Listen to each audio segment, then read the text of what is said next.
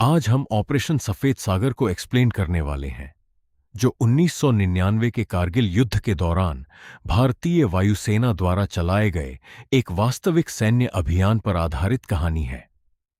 तो चलिए जानते हैं एपिसोड 1 की पूरी कहानी। कहानी की शुरुआत साल 1999 से होती है। उस समय भारत और पाकिस्तान के बीच रिश्ते पहले से ही तनावपूर्ण थे। तभी हमें एक फाइटर पायलट दिखाई देता है जो आसमान में अपनी फॉर्मेशन से अलग हो जाता है। वो अपने साथी एयरक्राफ्ट को ढूंढने की कोशिश कर रहा होता है, लेकिन तभी पाकिस्तान की तरफ से उसके एयरक्राफ्ट के पीछे एक मिसाइल दाग दी जाती है। भारत और पाकिस्तान की सीमा पिछले कई दशकों से जंग और अविश्वास का गवाह रही है, और पिछले साल जब दोनों देशों ने न्यूक्लियर टेस्ट्स किए तो पूरी दुनिया चौंक गई थी। इन न्यूक्लियर टेस्ट्स के बाद हालात ऐसे हो गए थे कि दोनों देशों के बीच एक छोटी सी गलती भी बहुत बड़े और भयानक परिणाम पैदा कर सकती थी। लेकिन इसके ठीक 7 महीने बाद एक ऐसा फैसला लिया गया जिसने पूरी दुनिया का ध्यान अपनी तरफ खींच लिया। भारत के तत्कालीन प्रधानमंत्री अटल बिहारी वाजपेयी ने पाकिस्तान के प्रधानमंत्री मियां नवाज शरीफ का निमंत्रण स्वीकार किया और लाहौर बस यात्रा का ऐलान किया।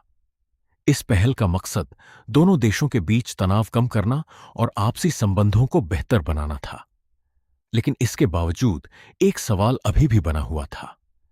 क्या दोनों देशों की सेनाएं इन समझौतों और शांति की इस पहल को सच में स्वीकार करेंगी? और इसी सवाल के साथ कहानी हमें कारगिल युद्ध से 4 महीने पहले ले जाती है। अब कहानी शुरू होती है इंडियन एयरफोर्स के गोल्डन एरो स्क्वाड्रन से। यहां गोल्डन एरो स्क्वाड्रन को 2 टीमों में बांटा गया है, रेड टीम और ब्लू टीम। इन दोनों टीमों के बीच एक बड़ा मुकाबला होने वाला है। तभी ग्रुप कैप्टन पूरी टीम को इस एक्सरसाइज के बारे में बताते हैं। गोल्डन एरो स्क्वाड्रन को एक तय टारगेट को आइडेंटिफाई करना है और इस पूरे मुकाबले को विंग कमांडर टोनी धनो लीड करेंगे। इस कंपटीशन में पायलट्स को कुल 5 ऑपरेशनल राउंड से गुजरना होगा। इन राउंड्स के बाद मुकाबला आगे बढ़ेगा सेमीफाइनल की तरफ, और फिर आखिर में होगा फाइनल। यानी अब गोल्डन एरोज के पायलट्स के सामने सिर्फ एयरक्राफ्ट उड़ाने की चुनौती नहीं है। उन्हें अपनी फ्लाइंग स्किल्स, कोऑर्डिनेशन और डिसीजन मेकिंग के दम पर इस कंपटीशन में खुद को साबित करना है। और यहीं से गोल्डन एरोज के अंदर इस ट्रेनिंग एक्सरसाइज की शुरुआत होती है। यहीं से कहानी में अजय आहूजा की एंट्री होती है। अजय एक कमाल के फाइटर जेट पायलट हैं, लेकिन एयरफोर्स की जिम्मेदारियों के साथ साथ उनकी एक छोटी सी फैमिली भी है, जिसमें उनकी पत्नी अलका और उनका बेटा शामिल हैं। अजय की बार बार होने वाली पोस्टिंग्स और शिफ्टिंग की वजह से अलका को काफी परेशानी होती है। इसलिए अजय अपनी पत्नी से इसके लिए माफी भी मांगते हैं, लेकिन अलका भी अपने अंदाज में अजय को जवाब देती है। वो कहती हैं कि इन बार बार की शिफ्टिंग की वजह से उनकी पुरानी साड़ियां भी अब नई जैसी लगने लगी हैं। यानी दोनों के बीच की ये बातचीत थोड़ी मजेदार जरूर है, लेकिन इससे यह भी पता चलता है कि एयरफोर्स की जॉब की वजह से अजय की फैमिली को कितनी बार अपना घर और जगह बदलनी पड़ती है। वहीं अजय का बेटा भी अपने पिता की तरह बड़ा होकर पायलट बनना चाहता है। इसीलिए अजय उसके साथ पढ़ाई भी करते हैं और उससे मैथ्स के सवाल पूछते रहते हैं। खासकर वो चाहते हैं कि उसके कैलकुलेशंस करने की स्पीड तेज हो, ताकि आगे चलकर वो मुश्किल से मुश्किल कैलकुलेशन जल्दी कर सके। इसी दौरान अलका अजय से उनके पुराने स्कूटर को बदलने के लिए भी कहती हैं, लेकिन अजय के पास इसका भी अपना मजेदार जवाब है। वो कहते हैं कि मेरे पास 16 विंग हैं। मतलब उनका स्कूटर ही नहीं, बल्कि वो खुद भी काफी पुराने हो चुके हैं। इसके बाद हमें एयरफोर्स के कुछ फाइटर जेट्स दिखाई देते हैं, जिन्हें पूरी तरह चेक किया जा रहा है। हर चीज को ध्यान से देखा जा रहा है, क्योंकि आगे होने वाली एक्सरसाइज में इन्हीं एयरक्राफ्ट का इस्तेमाल होना है। इसके बाद अजय अपने ऑफिस पहुंचते हैं, जहां उनकी मुलाकात विंग कमांडर टोनी धानों से होती है। यहां हमें पता चलता है कि टोनी और अजय सिर्फ कॉलीग्स नहीं हैं, बल्कि दोनों पुराने दोस्त हैं। दोनों काफी समय से एक दूसरे को जानते हैं। इसलिए उनके बीच बातचीत का माहौल भी काफी कैजुअल है। टोनी भी अजय के पुराने स्कूटर को लेकर मजाक करता है, लेकिन अजय भी पीछे नहीं रहते। वो टोनी को याद दिलाते हैं कि अगर उनका स्कूटर पुराना है तो उनके फाइटर जेट्स तो उससे भी ज्यादा पुराने हैं। यानी दोनों दोस्तों के बीच शुरुआत से ही हल्की फुल्की मस्ती देखने को मिलती है। इसके बाद टोनी अजय को ब्लू टीम के सभी मेंबर्स से मिलाता है। इस टीम में कुछ बहुत यंग पायलट्स हैं और टोनी उन्हें अजय से इंट्रोड्यूस करवाता है। अब बातचीत धीरे धीरे उस वक्त के माहौल की तरफ मुड़ जाती है। टोनी इन पायलट से पूछता है कि हमारे प्रधानमंत्री 19 फरवरी को रोड से पाकिस्तान जा रहे हैं, इस बारे में तुम लोगों की क्या राय है। इसके बाद ब्लू टीम के पायलट्स अपनी अपनी राय देना शुरू करते हैं। बॉल्डी, सैगी, धाली और बाकी पायलट्स इस यात्रा और भारत पाकिस्तान के रिश्तों को लेकर अपनी अपनी बातें रखते हैं। किसी की सोच थोड़ी पॉजिटिव है तो कोई इस पूरे मामले को लेकर ज्यादा कॉशियस नजर आता है। फिर टोनी यही सवाल अजय आहूजा से करता है कि तुम्हारी क्या राय है, लेकिन अजय इस पूरे पॉलिटिकल मैटर पर ज्यादा कुछ कहने के बजाय साफ कर देते हैं कि वो इन सब चीजों के बारे में नहीं सोचते। उनका फोकस इन पॉलिटिकल मामलों पर नहीं है। टॉनी भी इसके बाद सभी पायलट्स को रोकता है। वो उन्हें समझाता है कि उन्हें पॉलिटिक्स या फोर्सेस के इस मैटर में अपना दिमाग लगाने की जरूरत नहीं है। उनका काम कुछ और है। उन्हें अपना ध्यान सिर्फ उस कंपटीशन पर लगाना है जिसके लिए गोल्डन एरोज को तैयार किया जा रहा है। टोनी साफ कर देता है कि अब डिस्कशन पॉलिटिक्स का नहीं होगा। अब ध्यान सिर्फ ट्रेनिंग पर होगा, सिर्फ कंपटीशन पर होगा, और उन्हें यह कंपटीशन किसी भी कीमत पर जीतना है। यानी अब गोल्डन एरोज के पायलट्स के सामने अपना टारगेट बिल्कुल क्लियर है। उन्हें इस कंपटीशन में खुद को साबित करना है और जीत हासिल करनी है। अब कहानी हमें पाकिस्तान ले जाती है। यहां हमें पाकिस्तान के आर्मी चीफ परवेज मुशर्रफ और जनरल तरिक अजीज के बीच बातचीत होती दिखाई जाती है। इस बातचीत के दौरान परवेज मुशर्रफ एक इंटरेस्टिंग एग्जाम्पल देते हैं। वो कहते हैं कि उनके लिए क्रिकेट और सोल्जर में ज्यादा फर्क नहीं है।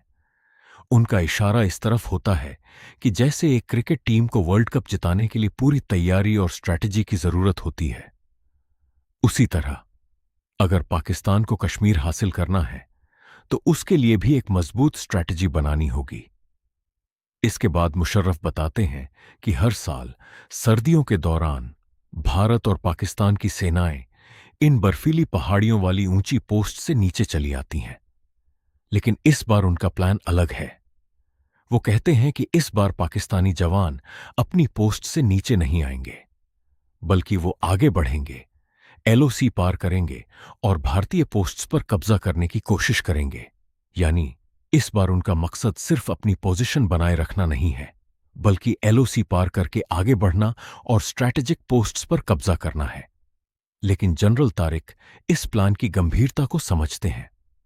वो मुशर्रफ को याद दिलाते हैं कि ऐसा करना शिमला एग्रीमेंट का वायलेशन होगा, क्योंकि दोनों देशों के बीच हुए एग्रीमेंट के मुताबिक एलओसी को पार करके इस तरह आगे बढ़ना एक बड़ा उल्लंघन माना जाएगा। लेकिन मुशर्रफ इस बात को लेकर बिल्कुल पीछे हटने के लिए तैयार नहीं है। जनरल बार बार उन्हें रूल्स और एग्रीमेंट की याद दिलाते हैं, लेकिन मुशर्रफ हर बार यही कहते हैं कि इस बार रूल्स फॉलो नहीं किए जाएंगे। अब जनरल के सामने एक और बड़ी चिंता होती है। वो कहते हैं कि अगर प्रधानमंत्री को इस पूरे प्लान के बारे में पता चल गया तो क्या होगा। लेकिन मुशर्रफ का जवाब बेहद साफ होता है। उनका कहना है कि जब आर्मी चीफ खुद यहां मौजूद है तो किसी और की बात सुनने की जरूरत नहीं है। यानी मुशर्रफ इस पूरे ऑपरेशन को लेकर पूरी तरह कॉन्फिडेंट है और वो किसी भी तरह पीछे हटने के मूड में नहीं है। अब पाकिस्तान की तरफ से इस प्लान की शुरुआत हो चुकी है। अब कहानी दूसरी तरफ जाती है, जहां हमें पाकिस्तान के प्रधानमंत्री नवाज शरीफ दिखाई देते हैं। वो अपनी कैबिनेट मीटिंग में मौजूद हैं। मीटिंग के दौरान भारत के प्रधानमंत्री अटल बिहारी वाजपेयी के पाकिस्तान आने की बात होती है। इसी दौरान कैबिनेट के कुछ सदस्य प्रधानमंत्री से चिनाब नदी से जुड़े मुद्दे पर बात करने के लिए कहते हैं। लेकिन नवाज शरीफ साफ कहते हैं कि अटल बिहारी वाजपेयी इस बात को मानने वाले नहीं हैं। यानी इस मुद्दे पर भारत से अपनी बात मनवाना आसान नहीं होगा। इसके बाद कहानी वापस भारत की तरफ आती है। यहां ढाली और गुफी अपने वॉर गेम एक्सरसाइज के सेमीफाइनल के लिए निकलते हैं।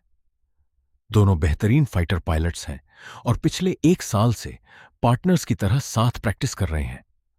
दोनों अपने एयरक्राफ्ट में उड़ान भरते हैं और नीचे से अजय आहूजा उनकी फ्लाइट पर लगातार नजर रख रहे होते हैं। इसी दौरान ढाली की फ्लाइंग देखकर अजय उसकी तारीफ करते हैं। ढाली जिस तरह से एयरक्राफ्ट को रोलिंग मैनूवर कराता है, उससे अजय उसके फ्लाइंग स्किल्स से इंप्रेस्ड नजर आते हैं। लेकिन तभी अचानक मौसम खराब होने लगता है। हालात बिगड़ते देखकर ग्राउंड से दोनों पायलट्स को साफ ऑर्डर मिलता है कि वो आगे न जाएं और वापस लौट आएं। गूफी ग्राउंड का ऑर्डर मानने के लिए तैयार हो जाता है, लेकिन ढाली का स्वभाव शुरू से ही रिस्क लेने वाला है। वो वापस लौटने से मना कर देता है। उसका मानना है कि अगर वो इस वक्त वापस आ गए तो उनका मिशन पूरा नहीं होगा। ढाली गूफी को भी समझाता है कि उन्हें टास्क पूरा करना चाहिए। आखिरकार गूफी भी अपने लीडर की बात मान लेता है और दोनों आगे बढ़ जाते हैं। अब उनके पास टारगेट पूरा करने के लिए सिर्फ 15 मिनट बचे हैं। मौसम खराब है, ऊपर से ग्राउंड से वापस आने का ऑर्डर मिल चुका है, लेकिन इसके बावजूद दोनों अपना टास्क पूरा करने में लग जाते हैं। आखिरकार ढाली और गुफी टारगेट की पिक्चर्स कैप्चर कर लेते हैं और अपना गेम फिनिश कर देते हैं। मिशन पूरा होते ही दोनों काफी खुश होते हैं, क्योंकि उन्होंने मुश्किल सिचुएशन के बावजूद अपना टास्क पूरा कर लिया है। लेकिन जमीन पर अजय आहूजा बिल्कुल खुश नहीं है, क्योंकि उन्होंने दोनों को आगे जाने से साफ मना किया था। फिर भी दोनों ने ग्राउंड ऑर्डर को इग्नोर करके क्लाउड में उड़ने का रिस्क लिया। सबसे पहले अजय गुफी से पूछते हैं कि जब मिशन एबॉर्ट करने का ऑर्डर मिल चुका था तो तुमने वापस आने के बजाय ढाली का साथ क्यों दिया? गुफी अपनी तरफ से सफाई देता है कि वो अपने लीडर के ऑर्डर्स फॉलो कर रहा था। इसके बाद अजय सीधे ढाली से सवाल करते हैं। वो कहते हैं कि ग्राउंड से ऑर्डर बिल्कुल क्लियर था, फिर भी तुमने क्लाउड में उड़ने का रिस्क क्यों लिया? क्योंकि अगर मौसम की वजह से कुछ गड़बड़ हो जाती तो तुम दोनों की जान जा सकती थी। लेकिन ढाली को अभी भी लगता है कि उसने गलत फैसला नहीं लिया। वो अजय को बताता है कि अगर वो मिशन पूरा करते हैं तो उन्हें 20 पॉइंट्स मिलते हैं, इसलिए उसके हिसाब से इतना रिस्क लेना बनता था।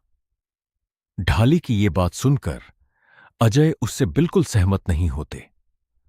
उनके लिए 20 पॉइंट्स किसी पायलट की जान से ज्यादा जरूरी नहीं है, और इसी वजह से अजय ढाली को 1 हफ्ते के लिए ग्राउंडेड कर देते हैं। यानी अगले 1 हफ्ते तक ढाली एयरक्राफ्ट नहीं उड़ा सकता, उसे ग्राउंड ड्यूटी पर रहना होगा। लेकिन मामला यहीं खत्म नहीं होता। अजय बॉल्डी से पूछते हैं कि क्या उस सिचुएशन में वापस लौटने के अलावा कोई दूसरा ऑप्शन भी था? बॉल्डी बताता है कि एक दूसरा ऑप्शन मौजूद था, लेकिन इसी दौरान ढाली फिर अजय से बहस करने लगता है। ढाली अपने डिसीजन को सही साबित करने की कोशिश करता रहता है, और उसकी ये बहस सुनकर अजय का गुस्सा और बढ़ जाता है। अब अजय ढाली की सजा बढ़ाकर उसे 2 हफ्ते के लिए ग्राउंडेड कर देते हैं। यानी अब ढाली को पूरे 2 हफ्ते तक एयरक्राफ्ट उड़ाने की इजाजत नहीं होगी। अब कहानी फिर कारगिल की तरफ आती है।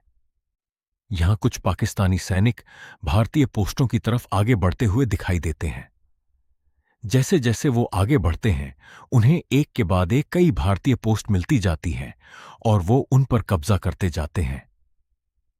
कुछ समय बाद जनरल जावेद इस बारे में परवेज मुशर्रफ को बताते हैं कि पाकिस्तानी सैनिकों ने काफी सारी भारतीय पोस्टों पर कब्जा कर लिया है। लेकिन इसी बीच एक जनरल इस पूरे प्लान को लेकर चिंता जताता है। वो याद दिलाता है कि शुरुआत से ही शिमला एग्रीमेंट का वायलेशन हो रहा है, और अब अगर इतनी बड़ी जगह पर कब्जा बनाए रखना है तो इसके लिए करीब 3 से 4 हजार सैनिकों की जरूरत पड़ेगी। इसके लिए बड़ी संख्या में सैनिकों की विंटर लीव कैंसिल करनी पड़ेगी। लेकिन परवेज मुशर्रफ का जवाब साफ होता है। उनका कहना है कि कश्मीर पर कब्जा करने का मौका रोज रोज नहीं मिलता, इसलिए इससे बेहतर मौका उन्हें दोबारा नहीं मिलेगा, और इसी के बाद मुशर्रफ आदेश दे देते हैं, जितनी भी पोस्ट्स मिल रही हैं सब पर कब्जा कर लो। अब कहानी वापस इंडिया की तरफ आती है। यहां ढाली अभी ग्राउंडेड है, इसलिए वो बाकी पायलट्स की तरह उड़ान नहीं भर रहा। वो ग्राउंड पर ही काम कर रहा है। तभी उसके दोस्त सैंगी और गुफी उसके पास आते हैं और बताते हैं कि आज उन्हें अजय आहूजा के घर बाउंसिंग के लिए जाना है। यानी आज सभी लोग अजय के घर खाना खाने वाले हैं। लेकिन ढाली जाने के लिए तैयार नहीं होता। वो अभी भी अजय से नाराज है और उसे लगता है कि ग्राउंडेड होने के बाद उसके सामने जाकर बैठने का कोई मतलब नहीं है।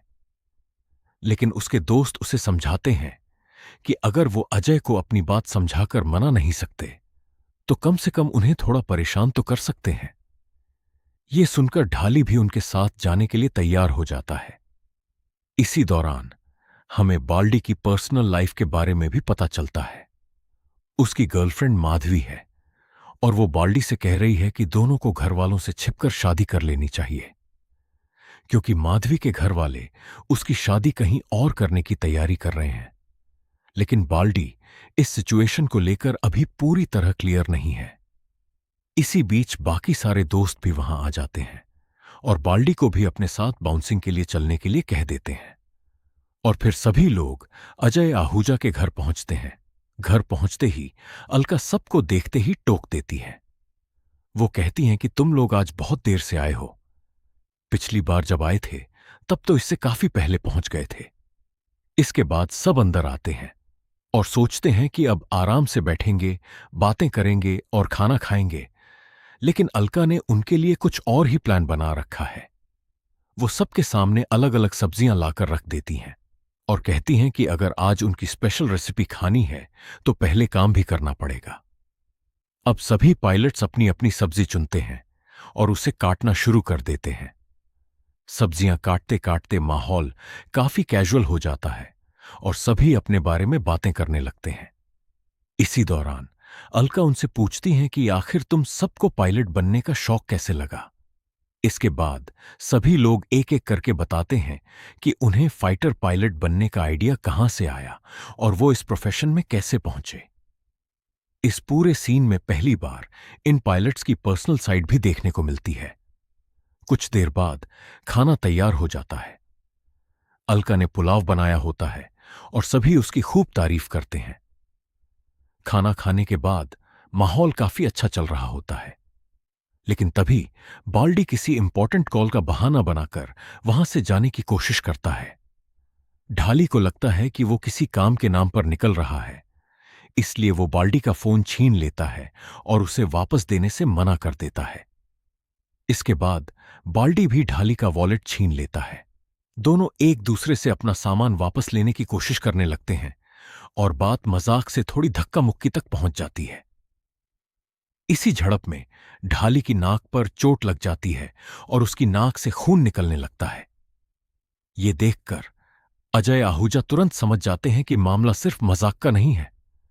ढाली और बाल्डी के बीच आपस में सब ठीक नहीं है। दोनों के बीच ऐसी दूरी है जिसे वो अभी तक बाकी लोगों से छिपा रहे थे। अब कहानी फिर से पाकिस्तान की तरफ चली जाती है। यहां आईएसआई चीफ पाकिस्तान के प्रधानमंत्री नवाज शरीफ को बताते हैं कि आर्मी के जनरल्स अंदर ही अंदर कुछ बड़ा प्लान कर रहे हैं। नवाज शरीफ को इस बात पर शक होने लगता है कि आखिर आर्मी इतनी बड़ी तैयारी क्यों कर रही है। इसके बाद नवाज शरीफ आर्मी जनरल को अपने घर पर नाश्ते के लिए बुलाते हैं। वहां वो उनसे सीधे सवाल करते हैं कि आखिर हजारों सैनिकों की विंटर लीव कैंसिल क्यों की गई है। इतनी बड़ी संख्या में जवानों की छुट्टियां रोकने की जरूरत क्यों पड़ी और इसके पीछे आखिर वजह क्या है।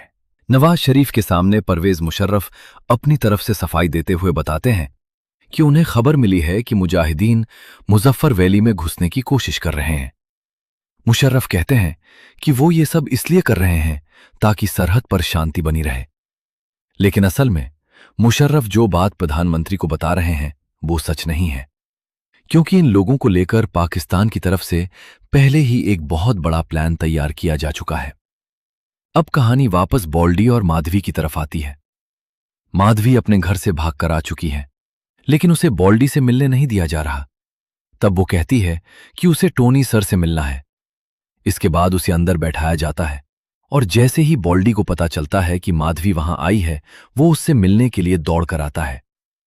बॉल्डी उसे देखकर हैरान हो जाता है और बताता है कि उसे बिल्कुल नहीं पता था कि माधवी यहां आने वाली है। अब माधवी के रहने की प्रॉब्लम सामने आती है। वीआईपी गेस्ट हाउस में जगह नहीं है, इसलिए अजय आहूजा माधवी को अपने घर पर रहने का ऑफर देते हैं। इसके बाद कहानी फिर से वॉर गेम ट्रेनिंग की तरफ बढ़ती है। अजय आहूजा अपने पायलट्स को अपनी एक नई फॉर्मेशन टेक्निक के बारे में बताते हैं। इस फॉर्मेशन में 6 फाइटर जेट्स एक साथ उड़ेंगे। जब ये एयरक्राफ्ट एनिमी की तरफ बढ़ेंगे तो दुश्मन को ये एक ही फॉर्मेशन की तरह दिखाई देंगे, लेकिन जैसे ही ये टारगेट के करीब पहुंचेंगे, सभी एयरक्राफ्ट अलग अलग डायरेक्शंस में फैल जाएंगे। इसके बाद पायलट्स टारगेट की पिक्चर्स कैप्चर करेंगे और इससे पहले कि दुश्मन उनका पता लगा पाए या उनका इंटरसेप्टर वहां पहुंचे, ये एयरक्राफ्ट अपना काम पूरा करके वापस निकल चुके होंगे। लेकिन आहूजा खुद भी साफ कहते हैं कि ये कोई आसान टास्क नहीं है, ये काफी मुश्किल मिशन है और अगर किसी को लगता है कि वो इसे नहीं कर पाएगा तो वो खुद को इस टास्क से हटा सकता है। लेकिन तभी धाली सामने आता है। वो साफ कहता है कि हम सब ये टास्क करेंगे। इसके बाद आहूजा एक और बड़ा बदलाव बताते हैं। वो बताते हैं कि उन्होंने सभी पायलट्स के टीम पार्टनर्स बदल दिए हैं। अब जो पायलट्स हमेशा अपने पुराने पार्टनर्स के साथ उड़ते थे, उन्हें नए पार्टनर्स के साथ उड़ना होगा और इसी नई पेयरिंग में धाली और बॉल्डी को एक टीम में रखा जाता है। अब दोनों को साथ मिलकर इस मुश्किल फॉर्मेशन को कंप्लीट करना है। थोड़ी ही देर बाद वॉर गेम ट्रेनिंग शुरू हो जाती है। 6 एयरक्राफ्ट फॉर्मेशन में उड़ते हैं और अपना टास्क पूरा करने की कोशिश करते हैं, लेकिन शुरुआत से ही प्रॉब्लम दिखाई देने लगती है। बॉल्डी धाली की स्पीड को ठीक से मैनेज नहीं कर पाता। धाली काफी तेज उड़ रहा है और बॉल्डी उसके साथ सही कोऑर्डिनेशन नहीं बना पा रहा। इस वजह से फॉर्मेशन का पूरा बैलेंस बिगड़ जाता है और आखिरकार मिशन फेल हो जाता है। मिशन फेल होने के बाद सभी पायलट्स काफी डिसअपॉइंटेड होते हैं, लेकिन धाली अपनी गलती मानने के बजाय अजय आहूजा को ब्लेम करने लगता है। उसका कहना होता है कि अगर टीम पार्टनर्स को इस तरह गलत तरीके से सेलेक्ट नहीं किया जाता तो मिशन फेल नहीं होता। तभी टोनी धनुआ ढाली को समझाते हैं। टोनी कहते हैं कि असली युद्ध में आसमान पर हर चीज पहले से प्लान करके नहीं होती। बहुत सी चीजें अचानक सामने आती हैं। आपको पहले से पता नहीं होगा कि अगली सिचुएशन क्या होगी। इसीलिए उन्होंने आहूजा को सिर्फ उनकी डेली रूटीन ट्रेनिंग करवाने के लिए नहीं बुलाया है। आहूजा उन्हें वॉर के लिए तैयार कर रहे हैं, क्योंकि युद्ध भी किसी फिक्स्ड रूटीन के हिसाब से नहीं होता। वहां अचानक कोई भी चैलेंज सामने आ सकता है और उस वक्त पायलट को उसी समय फैसला लेना पड़ेगा। टोनी फिर पायलट्स को साफ समझाते हैं कि अगर वो खुद को फाइटर पायलट्स कहते हैं तो उन्हें चैलेंजेस को एक्सेप्ट करना सीखना होगा। मुश्किल सिचुएशन आने पर कंप्लेन करने की बजाय उसे फेस करने की हिम्मत रखनी होगी। अब कहानी एक बार फिर पाकिस्तान की तरफ मुड़ती है। यहां जनरल तारिक अजीज काफी हैरान नजर आते हैं। उनके सामने बड़ी संख्या में मुजाहिदीन दिखाई दे रहे हैं और उन्हें समझ नहीं आ रहा कि आखिर इतने सारे लोग करने क्या वाले हैं। तभी एक कमांडर उन्हें असली बात बताता है। ये लोग असल में मुजाहिदीन नहीं हैं, ये सभी पाकिस्तान आर्मी के सोल्जर्स हैं। उन्हें मुजाहिदीन के रूप में तैयार करके भारतीय पोस्ट्स की तरफ भेजा जा रहा है। इनका काम है अलग अलग लोकेशंस पर जाकर भारतीय पोस्ट्स पर कब्जा करना। और इस पूरी साजिश की सबसे बड़ी चाल यही है कि अगर इन लोगों के बारे में किसी को पता भी चल जाए तो पाकिस्तान आर्मी पर सीधे शक नहीं जाएगा, क्योंकि बाहर से ये लोग मुजाहिदीन दिखाई देंगे, पाकिस्तानी सोल्जर्स नहीं। यानी पाकिस्तान अपनी आर्मी को सीधे युद्ध में उतारे बिना उन्हें दूसरे नाम और पहचान के साथ भारतीय टेरिटरी में भेज रहा है। और इसी तरीके से पाकिस्तानी सोल्जर्स कई स्ट्रेटेजिक पोस्ट्स पर जाकर कब्जा करना शुरू कर देते हैं। और यहीं पर ऑपरेशन सफेद सागर का एपिसोड 1 खत्म होता है।